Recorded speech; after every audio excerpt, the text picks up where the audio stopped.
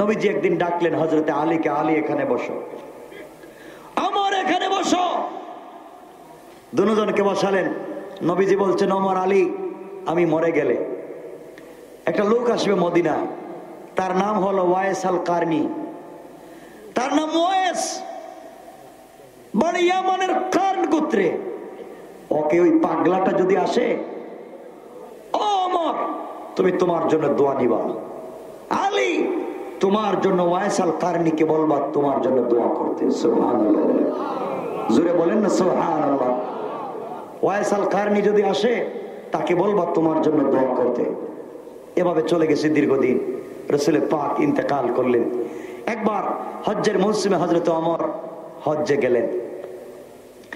হজ্জে যাওয়ার পরে হযরত ওমর বলছেন, শোনো, সমস্ত হাজী সাহেব যারা আছেন দাঁড়ান।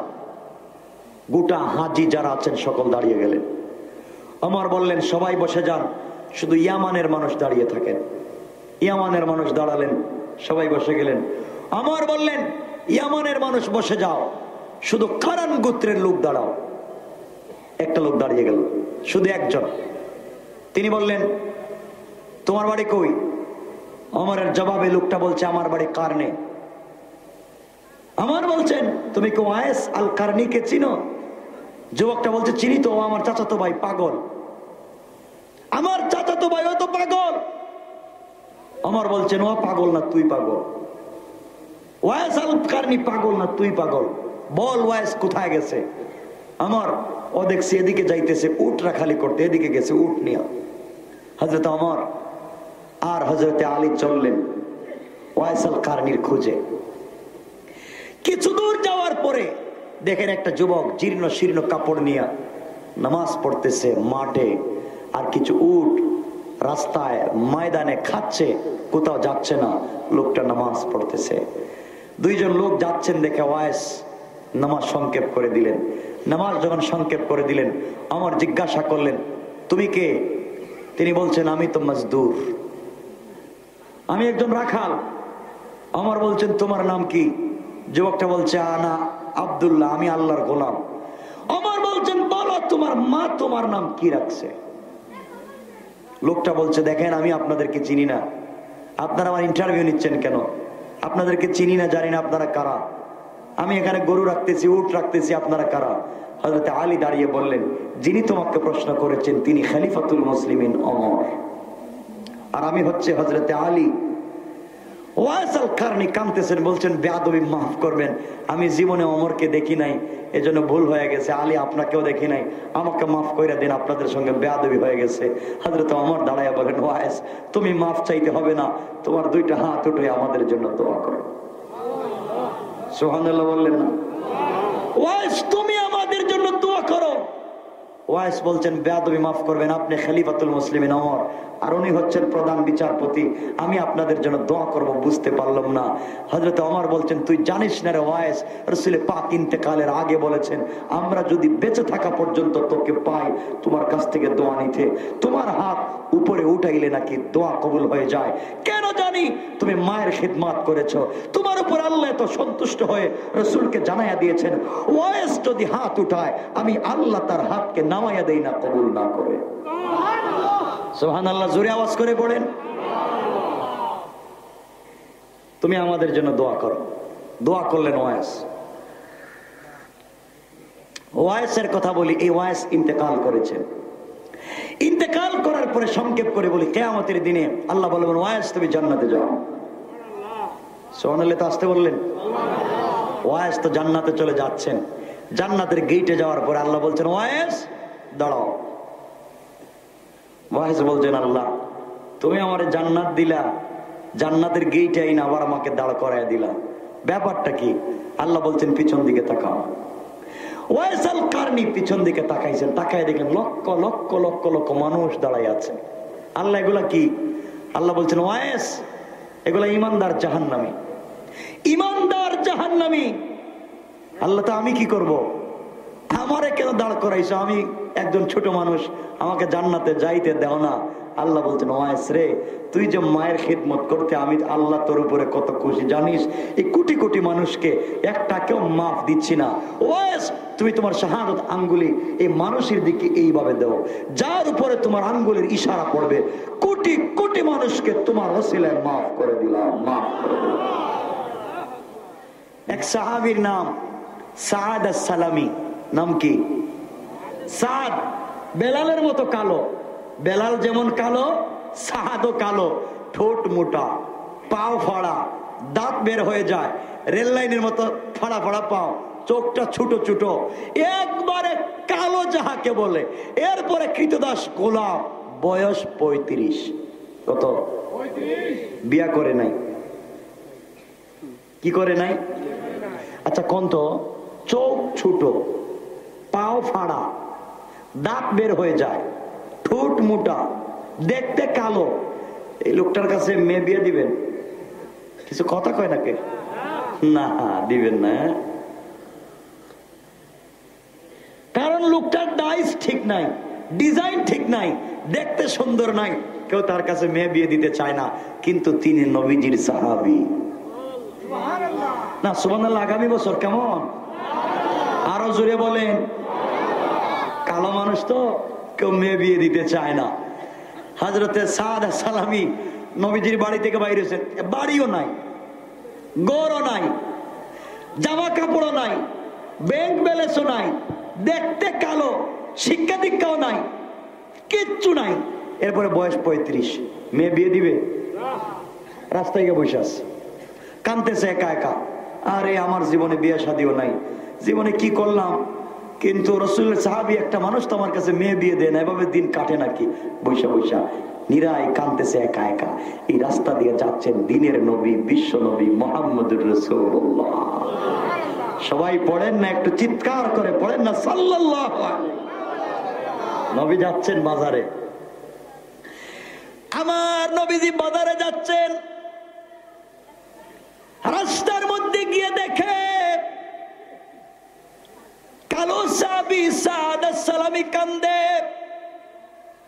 নবীজি পিছন দিক থেকে দুইটা হাত বাড়াইয়া নিজের পরিচয় না দিয়া চুকে এভাবে চাপ দিয়া ধরছে। নবীজি কেমন বিনোদন করতেন দেখেন। আর নবীজির সঙ্গে ভালোবাসা থাকলে কেমন সম্মান বেড়ে যায়। চাপ দিয়া যখন ধরছে, নবীজি কণ্ঠস্বর পাল্টাইয়া বলছেন, বলো তো কে? আমি কে ধরছি? সাহাবী ডাক দিয়া বললেন, কে তুমি? তোমাকে চিনতে পারি না, গলার আওয়াজও চিনি না। নবীজি বললেন, বলো তুমি কে, আমি কে ধরছি? সাহাবী বলছেন, ভাই তুমি আমারে ছাইড়া দাও, মনের ব্যথা নিয়ে এখানে বৈশা বৈশা কাঁদতেছি, আমাকে কষ্ট দিও না।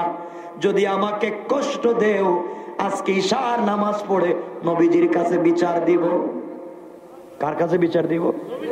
আর ধরছে কে? সুবহানাল্লাহ কয় না? নবীজির কাছে বিচার দিব, ধরছেই তো নবীজি। নবীজি বলেন, বলো। আমাকে বলেন, আমাকে যদি না বলেন কে ধরছেন, আমি কিন্তু বিচার দিয়ে দিব। নবীজি হাতটা, এত নরম শরীর, এটা তো বিশ্ব নবীর ছাড়ার কারণ না, হাত দিয়ে পিছন দিকে ধরে রাখো, ধরছি। আপনি পরিচয় দেন না, না আপনি তো বিশ্ব নবী। সুবহানাল্লাহ কান চিনা ফেলাইছিস না? ধরছি, এতক্ষণ আপনি ধরছেন, এখন আমি ধরছি। নবীজি বললেন, ছাইনা দেখো, ছাড়ুন না। ও কেন? ইয়া রাসূলুল্লাহ, আপনার বুকটা আমার পিঠে লাগাইছেন না, একটু জোরে একটা চাপ দেন না। আপনার বুকটা আমার পিঠের সঙ্গে লাগাইয়া দেন। আপনার বুকটা যদি আমার পিঠে লাগা যায়, আল্লাহর কসম, এই পিঠকে আল্লাহ জাহান্নামের আগুন দিয়ে জ্বালাবে না, জ্বালাবে না। নবীজি চাপ দিয়ে ছেড়ে দিলেন। নবীজি বলেন, কি রে কান্দিস কেন? বাড়িতে যাস না? হুজুর আমার কি বাড়ি আছে নাকি? আমি আপনার বাড়িতে ঘুমাই। তো কান্দিস কেন? কান্দিব না মানে? 35 বছর বয়স হয়ে গেছে গা, একটা মানুষ আমার কাছে একটা মেয়ে বিয়ে দেয় না, আমি কি একা একা থাকতে পারি? এত বয়স হয়েছে, কালো মানুষ, দেখতেও খারাপ। নবীজি বলছেন, কি তাইলে বিয়ে টিয়ে করবে? করতে তো মন চায়, কিন্তু কেউ মেয়ে বিয়ে দেয় না। হুজুর একটা গরিব মেয়ে হইলেও চলবে। সুবহানাল্লাহ কয় না? সবাই বলেন না সুবহানাল্লাহ। হুজুর একটা গরিব মেয়ে হইলেও চলবে, কিন্তু কেউ তো বিয়ে দেয় না, একটা কালো হইলেও চলবে আমার মতো, এরপর একটা বিয়ের দরকার। নবীজি বললেন, ছাড়, বিয়ে তো করতে চাও, পছন্দ আছে কোন মেয়ে?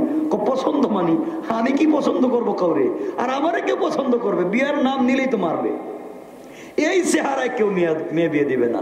নবীজি বলেন সাদ, টেনশন করিস না, তুই আমাকে বল কোন মেয়ে পছন্দ থাকলে আমি নিজে তোর বিয়ার প্রস্তাব দিব। এত আসতে বললেন সুবহানাল্লাহ, জোরে বলেন না। আরে আমি বিয়ের প্রস্তাব দিব, আমি বিশ্ব নবীর আমি বিয়ের প্রস্তাব দিব। সত্যি কইতেছেন তো? নবীজি বলেন হ্যাঁ সত্যি। হাত দেন, বিশ্বাস হয় না হাত দেন। নবীজির হাত ধরে কখন সত্য কথা কন, আপনি কইবেন তো? নবীজি বলতেন সাত কথা দিলাম তোমার বিয়ের প্রস্তাব আমি দিব। সবাই বলেন না সুবহানাল্লাহ। সাদ সালামি চিন্তা করে, নবীজি যদি বিয়ের প্রস্তাব দেয় তাহলে এই প্রস্তাব ফিরিয়ে দেওয়ার মতো মানুষ তো পৃথিবীতে নাই। কথা কন না, আছে? তাইলে নবীজি যখন বিয়ের প্রস্তাব দিবেন তাহলে গরিব মেয়ের কথা কইয়া লাভ নাই, কালো মেয়ের কথাও কইয়া লাভ নাই। তাহলে বলবো একবারে বিশ্ব সুন্দরীর নাম, আর বলবো সব থেকে বড় শিল্পপতির নাম। সুবহানাল্লাহ। ইয়া রাসূলুল্লাহ, আমার একটা মেয়ে পছন্দ আছে, বইলা দিব? নবীজিকে কয়া দে। সত্যি? হ্যাঁ। কই যে আপনার এক সাহাবী আছে না মদিনায় বাড়ি? কে? কই যে শিল্পপতি, হাজার হাজার কোটি টাকার মালিক। কয় আছে তো। ইয়া রাসূলুল্লাহ, তার একটা মেয়ে আছে, একটা মাত্র মেয়ে। মেয়ের উপাধি হুরে মদিনা, মদিনার হুর। না সুবহানাল্লাহ, বাদ দিয়ে দেন। মদিনার হুর, বিশ্ব সুন্দরী। যেই মেয়েটাকে একবার জন্য কোটি কোটি টাকা ছেলেরা খরচ করে একটা নজর দেখতে চায়। ইয়া রাসূলুল্লাহ, এই মেয়েটা নাকি অনেক সুন্দরী, আমার এই মেয়ে পছন্দ। চিন্তা করছেন আপনারা কিছু? এই বিশ্ব সুন্দরের শিল্পপতির মেয়ে পছন্দ। নবীজি কয় আর পাইছো না? না, তুমি কালো, ঘর নাই বাড়ি নাই, ঠুট মুটা, বেটে, এই হাবশি, গুলামো, আর এই মেয়েরা কয় আমার পছন্দ না। তো আপনি না প্রস্তাব দিবেন? তো আপনি প্রস্তাব দিলে ফিরিয়ে দেওয়ার শক্তি আছে? সুবহানাল্লাহ বলেন না। দেন দেন, প্রস্তাব দেন, আমি রাজি। নবীজি বলেন সাদ, তুমি তো আমাকে বিপদে ফালাই দিলা। ও বেচারা শিল্পপতি, বেচারার মেয়ের উপাধি হুরে মদিনা, তোমার বিয়ের প্রস্তাব কয় দরকার নাই। আপনি আমার সাথে ওয়াদা করছেন বিয়ের প্রস্তাব দিবেন, দিলে দেন, না দিলে নাই। নবীজি বলেন কাউরে ওয়াদা দিয়া তো মিস করি না, তাহলে তোমার বিয়ের প্রস্তাব আমি দিতেছি। সুবহানাল্লাহ।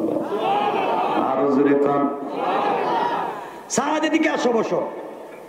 তুমি এই সাহাবীর বাড়িতে যাইবা এই মুহূর্তে, গিয়ে আমার পক্ষ থেকে সাহাবীকে সালাম দিবা। সালাম দিয়ে বলবা আমি নবীজি বলেছি তার মেয়েকে তোমার কাছে বিয়ে দিতে। ইয়া রাসূলুল্লাহ, আমি যাইতে রাজি, যাওয়ার পরে কি আমি আসতে পারবো না? মাইরে ফেলাই দিব। আমি মায়ের ছাড়া তো কোনো পথ নাই, গেটের ভিতরে আটকে যদি মায়ের দে আমার কে দেখবে? আমি বেচারা বাড়ি ঘর নাই, কেউ কাঁদবে না আমার জন্য। রাসূল বলেন যাও, তোমার জন্য আমি দোয়া করবো। একটু জোরে কম না, কুমরাইলের মুসলমান, জোরে বলো না সুবহান। যাও। সাহাবী কয় হুজুর তাহলে 2 রাকাত নামাজ পড়ে যাই, যদি বিপদে পড়ি আল্লাহ বাঁচাইবো। পড়।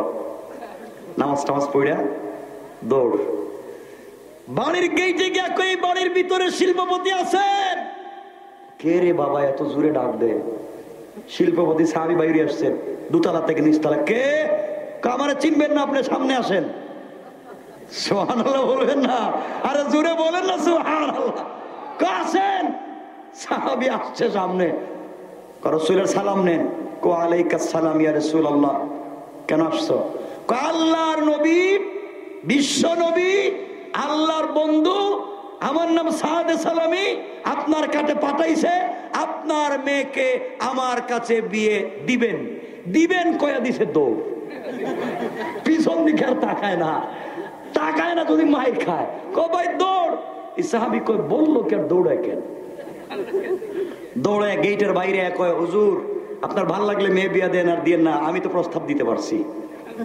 বাইরে দাঁড়ায় আছে।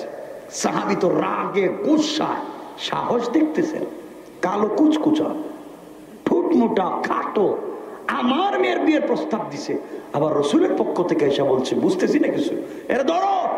ধরার দরকার নাই, দিছে দৌড়, এক দৌড়ে রসুলের সামনে হাজির। নবীজি কয় কি রে প্রস্তাব কি দিছিস? কই দিছি তো ইয়া রাসূলুল্লাহ, কিন্তু আমার ভিতরে কলজা নাই, কাঁপতেছে এখনো। কি যে কুদামটা দিছে আমারে, বাহ দেখি কি হয়। এই সাহাবী গরম হয়ে রাগে ঘরের ভিতরে ঢুকছেন। স্ত্রী জিজ্ঞেস করছে, স্বামী আপনার চেহারা তো কালো কেন, তো গরম কেন? বুঝবা না। মেয়ে আসছে, শিল্পপতির মেয়ে হুরে মদিনা। আব্বা জান কি হয়েছে বাবা? আপনি এই মাত্র ঘরের বাহিরে গেলেন, হঠাৎ কার সঙ্গে কথা বলে আপনার চেহারা কালো হয়ে গেছে, রাগ করলেন বাবাকে? মা তুমি শোনার দরকার নাই, তুমি শুনলে আমার মতো তোমার মাথা খারাপ হয়ে যাবে। বাবা আমাকে বলা লাগবে? মা তোমার শোনার দরকার নাই, বলতে হবে বাবা, আমি বলছি বলো। সাহাবী বলছেন, মারে একটা কালো, একবারে কালো, নিরেট কালো, এর মধ্যে হাবশি গোলাম, ঘর নাই বাড়ি নাই, কৃতদাস, আয়েশা তোমার বিয়ের প্রস্তাব আমারে দিছে। এ কথা শোনার পরে আমার রক্ত মাথায় উঠে গেছে। মেয়েটা বলছে, আব্বা জান এটা জানি, আমি শুনেছি ছেলেটা বিয়ের প্রস্তাব দিয়েছে, তোমার রাগ এটারই কথা, কিন্তু বাবা আমি জানতে চাই ছেলেটা কি তার পক্ষ থেকে এসে তোমাকে বিয়ের প্রস্তাব দিয়েছে, না আমার নবীর পক্ষ থেকে আসছে? আর জোরে বলেন না, জোরে বলেন না সুবহান। বাবা আমি তো শুনেছি, চিৎকার করে যুবকটা বলতেছে, আল্লাহর নবীর পক্ষ থেকে আয়েশা আমার বিয়ের প্রস্তাব দিয়েছে, তা কি সত্য? বলে হ্যাঁ মা সত্য, তো আল্লাহ রসুলের নাম বলছে। মেয়েটা বলছে, আব্বা জান ছেলেটার বাড়ি আছে না ঘর আছে জানতে চাই না, কালো না দল শুনতে চাই না, হাবশি গোলাম না মালিক তাও আমি জানতে চাই না, যেই লোকটাকে আমার নবী প্রস্তাব দিয়ে পাঠিয়ে দিয়েছেন আমার বিশ্বাস এত সাহাবীদের মধ্যে আমার নবী এই ছেলেটাকে মন থেকে ভালোবাসে। আর যে যুবকটাকে আমার নবী ভালোবাসে, আমার জন্য পছন্দ করে প্রস্তাব দিয়ে পাঠিয়েছে, বাবা দুনিয়ার সৌন্দর্যের দরকার নাই, দুনিয়ার টাকা পয়সার দরকার নাই, ওই কালোর সঙ্গে যদি আমি জীবন কাটাইয়া দেই বাবা, আল্লাহ নবীর সাহাবীকে নিয়ে জঙ্গলে থাকতে পারি, কারণ ওর পিঠের সঙ্গে নবীজির বুক মুবারক লেগেছে। ও যখন কিয়ামতের দিনে আমার নবী জান্নাতে চলে যাইবে, ওই সাহাবীকে নিয়ে জান্নাতে যাবে, আমি যদি তার স্ত্রী হয়ে যাই, আমি নবীজির সঙ্গে জান্নাতের ভিতরে চলে যাব। সুবহানাল্লাহ পড়েন।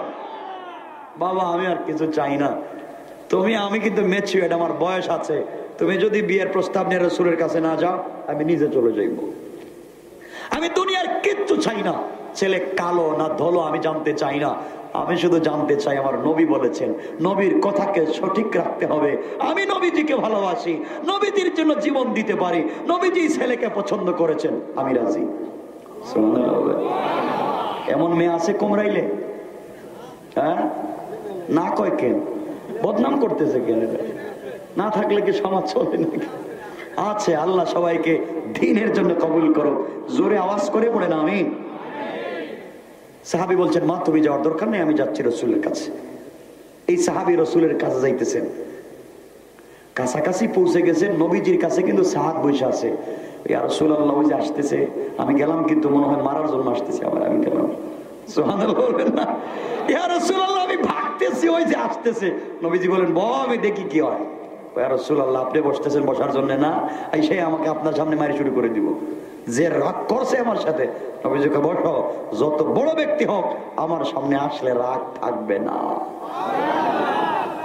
নবীজি বসা, সাহাবী এসে সালাম দিয়ে বলছেন, ইয়া রাসূলুল্লাহ আপনি কি কালো সাহাবীরে পাঠাইছেন? পাঠাইছি তো। আপনি কি বিয়ের প্রস্তাব দিয়েছিলেন? দিয়েছি তো। ইয়া রাসূলুল্লাহ আমার স্ত্রী রাজি, আমিও রাজি, আমার মেয়েও রাজি। সুবহানাল্লাহ বলেন। সাহাবী সালাম, ইয়া রাসূলুল্লাহ সব রাজি, আমি কিন্তু রাজি আছি। সুবহানাল্লাহ বলেন না? আমি রাজি, কাম সারা, আমারে কেউ দেখতে পারে না, এখন বিশ্ব সুন্দরী শিল্পপতির মেয়েরে বিয়ে করতে রাজি, আমার কোনো টেনশন নাই। নবীজি বললেন, বাড়ি আছে? বাড়ি মানে কি? বিয়ে করে বউ নিয়ে কই থাকবা? মা আপনি না আমার অভিভাবক, তাহলে আমার বাড়ির দরকার কি? আপনার বাড়িটা আমারে দিয়ে দিবেন। আপনি আমার অভিভাবক, আমার বাড়ির টেনশন কে আপনি দিবেন? নবীজি আচ্ছা বাড়ির ব্যবস্থা করলাম স্যার, তো বউ যে বিয়ে করবা মোহর দেওয়ার টাকা আসেনি। মোহর মানে কি? আজকে 3 দিনের ভিতরে একদিনও খাই নাই। আপনি মোহরের কথা কোন কোন খাও নাইতে বউরে খাওয়াইবা কেমনে? আমি জানি না, প্রস্তাবকে আমি দিছি, আপনি তো দোয়াইছেন আমারে দিয়ে, ব্যবস্থা আপনি করবেন। সুবহানাল্লাহ বলেন না সুবহানাল্লাহ। ভালোবাসা। নবীজি বললেন সাদ আমি কে ঠেকলাম, সব কি আমি দিব?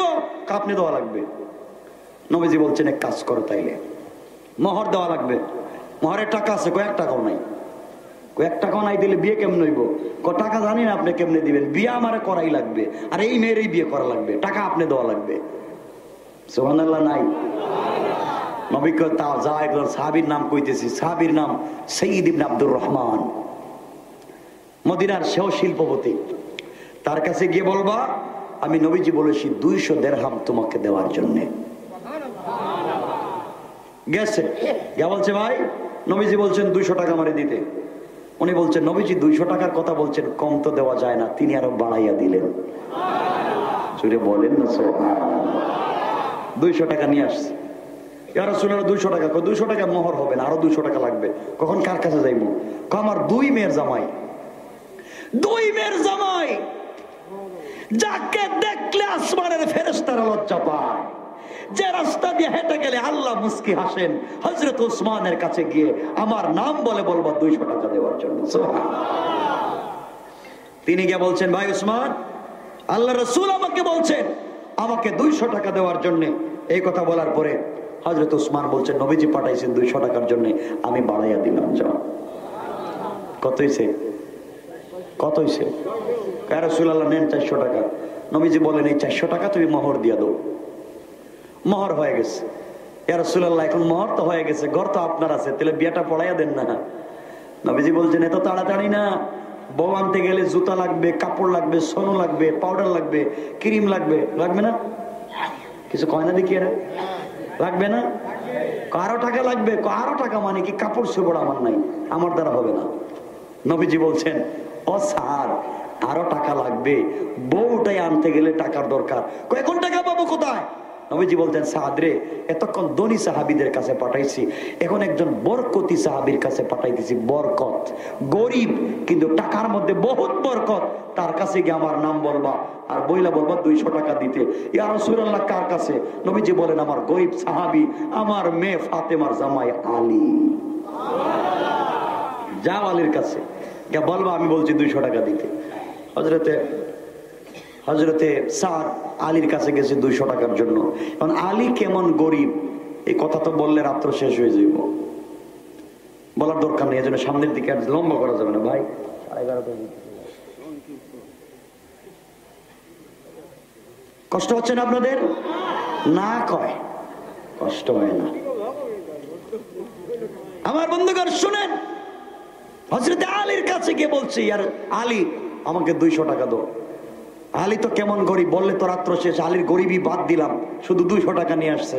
200 টাকা নিয়ে এসে বলছে ইয়া রাসূলুল্লাহ 200 টাকা নেন। নেন 200। নবীজি বলছেন আমার দরকার নেই, 200 টাকা নিয়ে বাজারে যাও।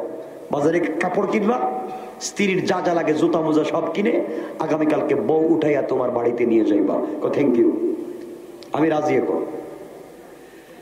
আল্লাহ নবীর প্রিয় সাহাবী হযরতে সাদ আস-সালামি বাজারে গিয়েছেন, 200 টাকা নিয়ে কাপড় ক্রয় করবেন, স্ত্রীকে উঠাই আনবেন।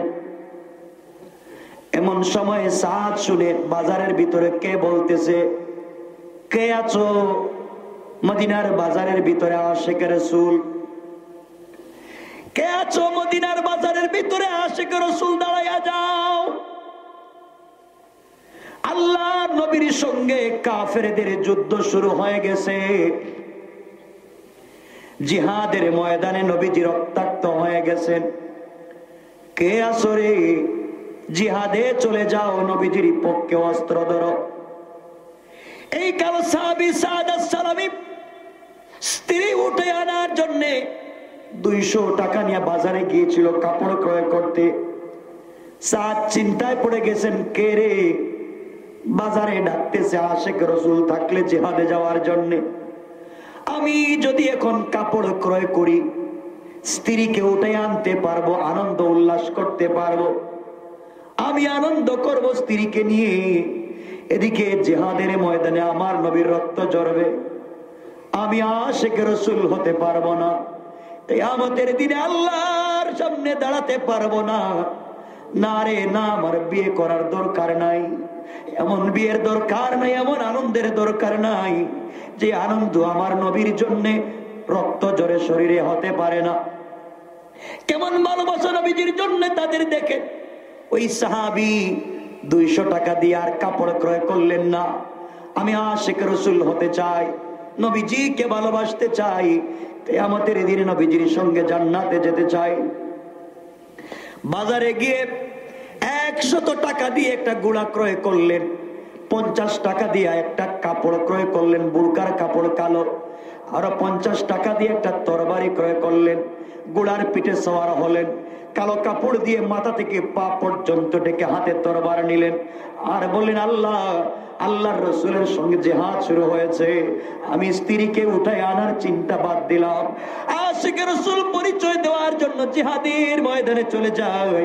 আল্লাহ, আমি যদি শহীদ হয়ে যাই, আশিক রাসূলের পরিচয় দিয়া যদি মরে যাই, কিয়ামতের দিনে আমি যখন রক্তাক্ত শরীর নিয়ে নবীজির সামনে দাঁড়াবো, নবীজি বলবেন সাদ রে, স্ত্রী উঠে আনার জন্য পাঠাইলাম, আজকে শরীর রক্তাক্ত কেন? আমি বলবো ইয়া রাসূলুল্লাহ, একমাত্র আপনাকে ভালোবেসে জিহাদের ময়দানে এসে শহীদ হয়ে গিয়েছি। আমার বিশ্বাস, আমার নবী আমাকে বুকের সঙ্গে জড়াইয়া নবীজি যেই জান্নাতে যাবে, ওই জান্নাতে আমাকে না নিয়ে যাবে না।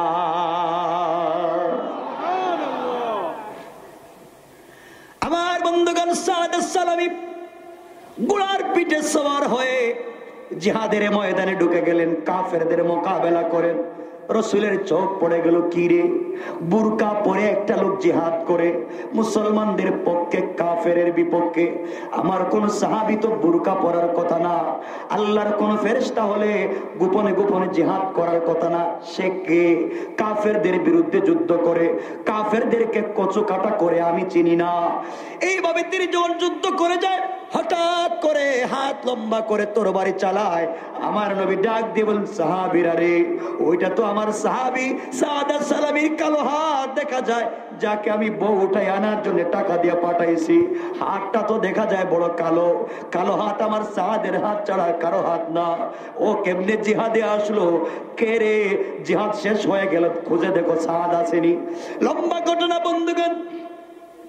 যুদ্ধ যখন শেষ হয়ে গেল, মুসলমান কারা শহীদ হয়েছেন, কারা আহত হয়েছেন, সবার যখন খবর নেওয়া হচ্ছে, 2জন সাহাবী দৌড়ে গিয়া দেখে বুরকায় আবৃত করা একটা লোকের শরীর থেকে রক্ত ঝরতেছে, মুখ থেকে কাপড় সরাইয়া দেওয়া হয়েছে। তাকায়া দেখা যায় নবীজির সাহাবী সাদ কাপড়টা খুইলা 2জন উঠাইয়া নবীজির সামনে হাজির করছে। মাথা থেকে রক্ত ঝরে, পা থেকে রক্ত ঝরে, টান দিয়ে কথা বলতে পারে না। নবীজি তার কপালে চুম্বন করে বলছেন, সাদ রে, তোকে না স্ত্রী উঠে আনার জন্য পাঠাইলাম, তুই কেমনে জিহাদের ময়দানে আসলে, কেমনে শহীদের জন্য আজ এত রক্ত চলে যায়? সাদ ডেকে ডেকে বলেন, ইয়া রাসূলুল্লাহ, কথা টান দিয়া বলতে পারি না, আমার গলা আটকে যায়। ওগো পয়গম্বর, আমি বাজারে গিয়েছিলাম, কাপড় ক্রয় করার জন্য গিয়েছিলাম, কে যেন ঘোষণা করেছে আপনি নাকি রক্তাক্ত হয়ে যাচ্ছেন জিহাদের ময়দানে। আমি এমন আশিক রাসূল না, স্ত্রীকে নিয়ে আনন্দ করব, আপনি জিহাদের ময়দানে রক্তাক্ত থাকবেন। আল্লাহর পয়গম্বর 100 টাকা দিয়ে গুড়া ক্রয় করেছি, 50 টাকা দিয়ে তরবারি ক্রয় করেছি, 50 টাকা দিয়া কাপড় ক্রয় করে জিহাদের ময়দানে এসেছি। নবীজি বললেন, সব ঠিক আছে, মানলাম, বুরকার কাপড় পরেছো কেন? কালো কাপড়ে পরে জিহাদের ময়দানে আসছো কেন?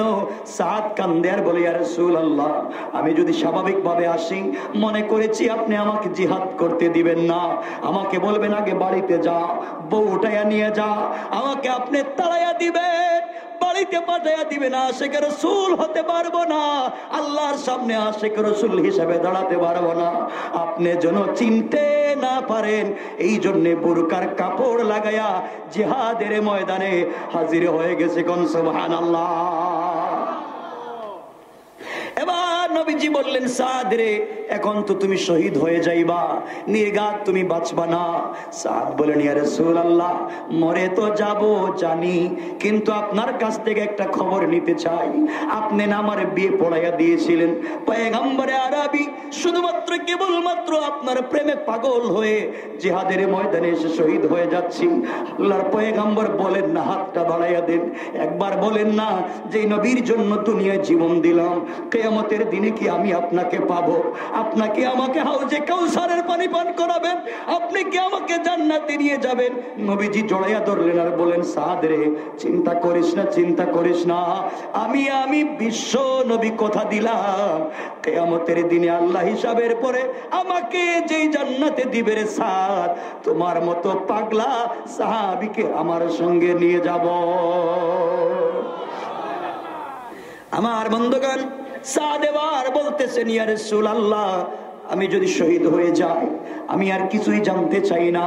জানাজার নামাজ আবু বকরকে দিয়ে পড়াইয়েন না, ওমরকে দিয়ে পড়াইয়েন না, কোন বড় সাহাবীকে দিয়ে জানাজার নামাজটা পড়াইয়েন না। আপনি কি আমার জানাজার নামাজটা পড়াইবেন? আপনি কি আমার লাশের সামনে দাঁড়াবেন? আল্লাহর পয়গম্বর আপনি দাঁড়াইয়া এক ফোঁটা চোখের পানি যদি ছেড়ে দেন, আমি তো জান্নাতি হয়ে যাব। নবীজিকে ডাক দিয়ে বলছেন, পয়গম্বরে আরবি, আমার নাকে জান্নাতের ঘ্রাণ পাচ্ছি, মনে হয় বাঁচবো না। নবীজি হাত দিয়া বললেন, সাদ, কথা দিলাম, তোমার জানাজার ইমামতি আমি করব, শুধু ওই জায়গায় তোমাকে শেষ করে দিব তা না, আমি নবীজি তোমাকে কুলে করে কবরে শোয়া দেওয়ার জিম্মাদার। আল্লাহু আকবার! কেমন জীবন তাদের ছিল। হযরত সাদ ইন্তেকাল করলেন। লম্বা কথা সংক্ষেপ করে বলি রে মুসলমান, ইন্তেকাল করবার পর নবীজি কাঁদলেন, দীর্ঘ সময় পর্যন্ত কান্না করলেন। আল্লাহ মানুষকে আমাকে এভাবে ভালোবাসে, জীবন যৌবনকে চেঞ্জ করে দিয়েছে আমার জন্য। আল্লাহ আমার পাগলা সাদকে কিয়ামতের দিন আমি ভুলে যাব না।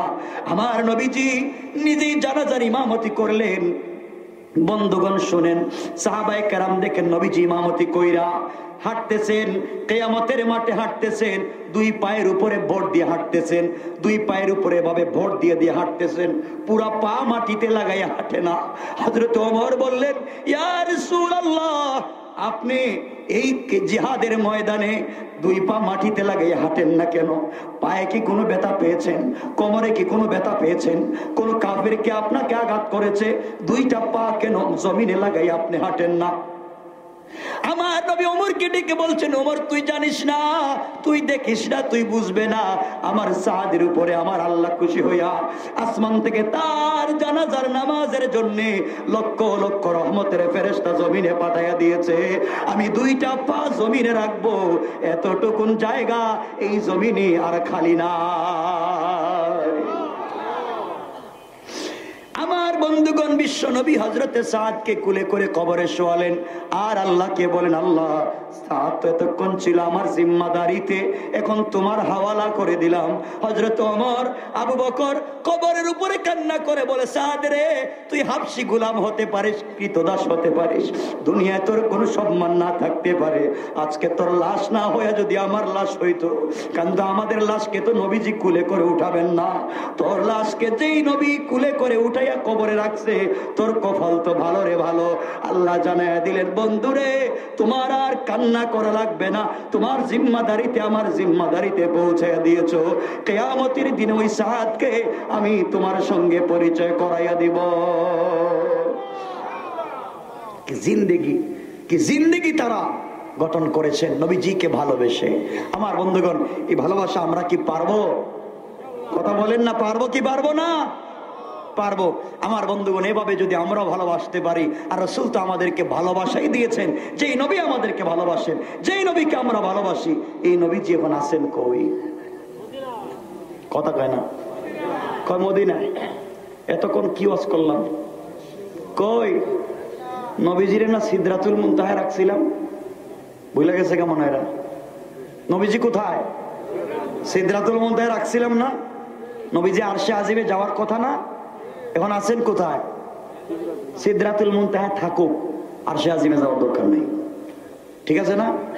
আজকে আর দরকার নেই, এখানে বসে থাকুক, আমরা আর যদি কোনোদিন সময় পাই এরপর আমরা সিদরাতুল মুনতাহা নিয়ে যাবো, এরপর আল্লাহর সঙ্গে দেখা করাইয়া দিব, আল্লাহর সঙ্গে কিছু কথা বলাইয়া দিব।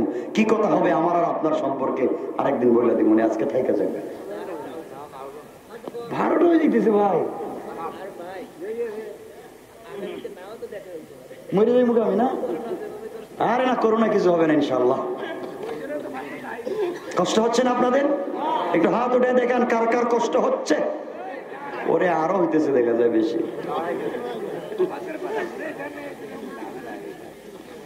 আমার বন্ধুগণ, কিন্তু লম্বা করবো না, ভাইগুলা কথা বলতেছে, ভালোবাসি দিল থেকে সবাইকে ভালোবাসি, কথা লম্বা করতে চাই না। আমার নবীজি এখন কই? সবাই জুড়ে বললে কথা বলবো। নবীজি কোথায়? সিদরাতুল, যাইবন কই? আল্লাহর বাড়িতে। কই যাইব? দাঁড়াই আছে নবীজি, দাঁড়াই আছে সিদরাতুল মুনতাহায় বৈশা আছে। হঠাৎ মনে পড়েছে, আরে আল্লাহ যে কি সম্মান আমারে দিছে, সিদরাতুল মুনতাহায় আমারে নিয়ে আসছে। কিন্তু আজকে যদি আমার খাদিজা থাকতো তাহলে খাদিজার মনটা বইরে যাইতো যে আমার স্বামী আরশে আজিমে গেছে। হঠাৎ নবীজির মনে পড়ে গেছে তায়েফের মানুষের কথা, কত মায়ের দিছে। হঠাৎ আমার নবীজির কাপড়ের দিকে তাকায় দেখে কাপড়টা ছেঁড়া, ছেঁড়া কাপড়। জুতার দিকে তাকায় দেখে জুতাটা ছেঁড়া। মনে পড়েছে জুতা নিয়ে কেমনে আল্লাহর বাড়িতে যাই, ছেঁড়া জুতা নিয়ে কি আল্লাহর বাড়িতে যাওয়া যায়? আমার নবীর মনে পড়ে গেছে মুসা কালিমুল্লাহর কথা। মুসা কালিমুল্লাহ আল্লাহর সঙ্গে দেখা করবার জন্য তুর পাহাড়ে গিয়েছিল। আল্লাহ বলেছেন মুসা ফাখলা'না আলাইকা ইন্নাকা বিল ওয়াদিল মুকদ্দাসি তাওয়া। আল্লাহ রাব্বুল ইজ্জত ওয়াল জালাল বলেছেন মুসা রে, তুমি তো তোর পাহাড়ে আসছো আমি আল্লাহর সঙ্গে কথা বলার জন্য। মুসা জুতা নিয়ে আসা যাবে না, জুতা খুলে আমি আল্লাহরা এই তোর পাহাড়ে ওঠা লাগবে। আমার নবী চিন্তা করলেন সেরা জুতা নিয়া কেমনে আল্লাহর বাড়িতে যায়। মুসাকে তোর পাহাড়ে আল্লাহ যাইতে দিলেন না। আমার নবী সেরা জুতাটা খুইলা খালি পায়ে দাঁড়াই আছে। আমার আল্লাহ চিৎকার করে ডাক দিয়া বলছে, বন্ধু আমার, আপনি পায়ের জুতা খুলবেন না, তাড়াতাড়ি করে আপনি পায়ের জুতাটা পরেন। বন্ধুরে, আপনি জানেন না আপনার পায়ের জুতার নিচে যে ধূলিকণা গুলা রয়েছে, এই ধূলিকণার দ্বারা আমি আল্লাহ আমার আরশে আজিমকে দামি করতে চাই। বন্ধু, তোমার তো অনেক দাম, তুমি জুতা খুলবা কেন? নবীজি জুতা পরছেন, আল্লাহ স্পেশাল গাড়ি পাঠাইছেন, নবীজি চলে গেছেন আরশে আজিমে। কত জায়গায় চলে গেছেন জানেন? দুই আঙ্গুল বাঁকা করলে, ধনুক বাঁকা করলে যত কাছাকাছি আমার নবী আর আল্লাহ সামনা সামনি বসে পর্দা ছাড়া কথা বলেছে। আরো জোরে বলেন। নবীজি যখন বসছেন আল্লাহকে দেখতেছেন, নবীজি মুস্কি মুস্কি আবার হাসতেছেন। আল্লাহ বলেন, বন্ধু কি রাত্রে না কান্না করছিলে, ঘুমাইয়া ঘুমাইয়া এখন হাসতেছো কেন? আল্লাহ, হাসমু না? তুমি আমার এত ভালোবাসো আমি জানতাম না। তোমার আরশে আজিমে আইসা দেখি তোমার আরশে আজিমের পিলার, ডেকোরেশন আর ছাদ, যেদিকে থাকায় যেখানে তোমার নাম ওখানে আমি নবীজির নাম। তুমি এত ভালোবাসো, সব জায়গায় আমার নাম লিখে দিছো। নবী আল্লাহ বলছেন, বন্ধু তুমি জানো না, তোমার প্রেমে পাগল হয়ে আসমান জমিন লৌহ কলম জান্নাত জান্নাতুল ফিরদাউস হাউজে কাউসার জমজমের পানি যা আছে সব তো তোমার প্রেমে পাগল হয়ে তোমাকেই দিয়ে দিলাম, সব তো তোমাকে দিছে। আবার নবীজিকে আল্লাহ বলছেন, বন্ধু কই আইছো? কত আপনার বাড়িতে কথা হলে বন্ধু বন্ধুর বাড়িতে গেলে গিফট উপহার উপঢৌকন হাদিয়া তুফা লইয়া যায়। তুমি আমার বাড়িতে কিলি আইছো, সুবহানাল্লাহ কইবেন না? আপনারা কুমরাইলের মানুষ মেহমান বাড়িতে গেলে কিছু নিয়ে যান না?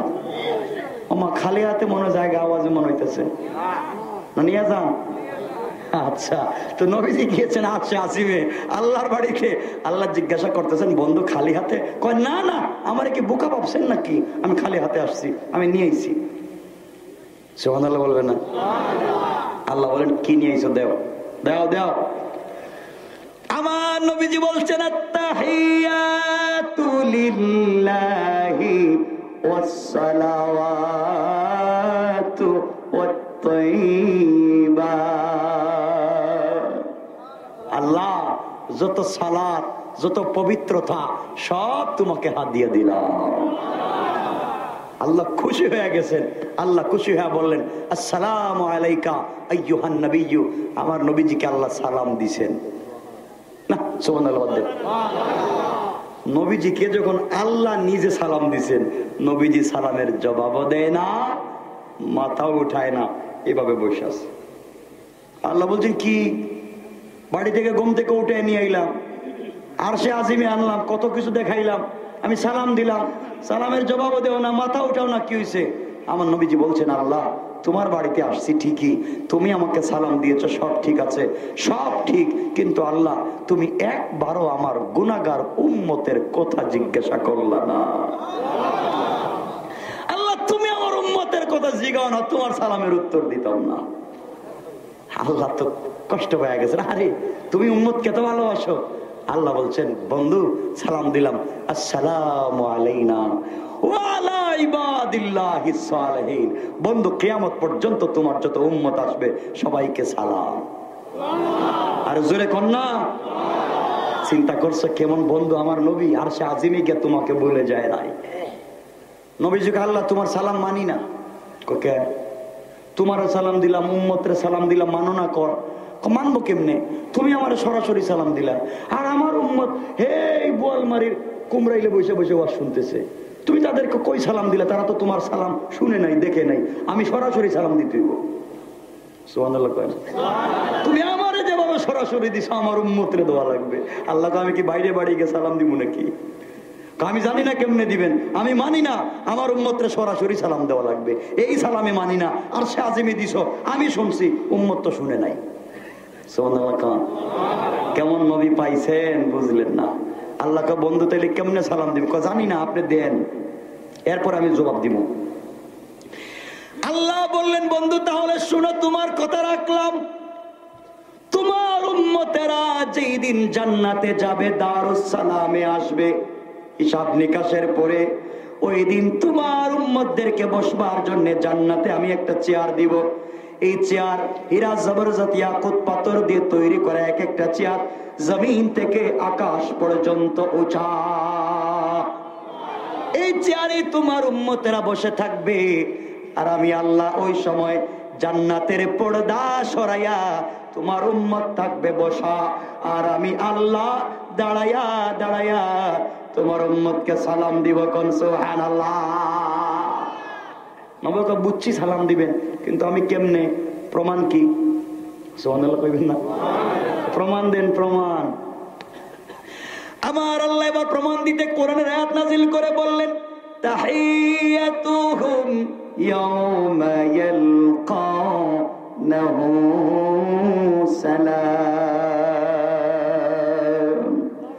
আল্লাহ রাব্বুল ইজ্জাতুল জালাল বললেন গোলামেরা তোমাদেরকে হিসাবের পরে যেদিন জান্নাতে ঢোকায় দিব দারুস সালামে, ওই দিন তোমরা থাকবে বসা, আমি থাকবো দাঁড়ানো, আর আমি আল্লাহ দাঁড়াইয়া তোমাদেরকে সালাম দিব। কোন সুবহানাল্লাহ। এবার হইছে আমার উম্মতরে সরাসরি দেওয়া লাগবে। দেখছেন কেমন নবী? কথাবার্তা হচ্ছে, কষ্ট হচ্ছে আপনাদের? কথাবার্তা হচ্ছে। আল্লাহ বলতেছেন বন্ধু আর কিছু ফাতেমার জন্য কিছু নিবা? কয় না। আলীর জন্য কিছু নিবা? কয় না। তাহলে কার জন্য? আল্লাহ কিছু দিলে আমার উম্মতরে দাও, কিছু দিলে আমার উম্মত, সুম্মত ছাড়া আর কিছু নাই। তো এই জায়গায় কত জিনিস আছে। কি দিচ্ছেন আল্লাহ জানেন? বলছেন বন্ধু তোমার আর আমার মধ্যে পার্সোনাল সম্পর্ক হবে, কন্টাক্ট হবে তোমার আর আমার মধ্যে, কেউ জানবে না।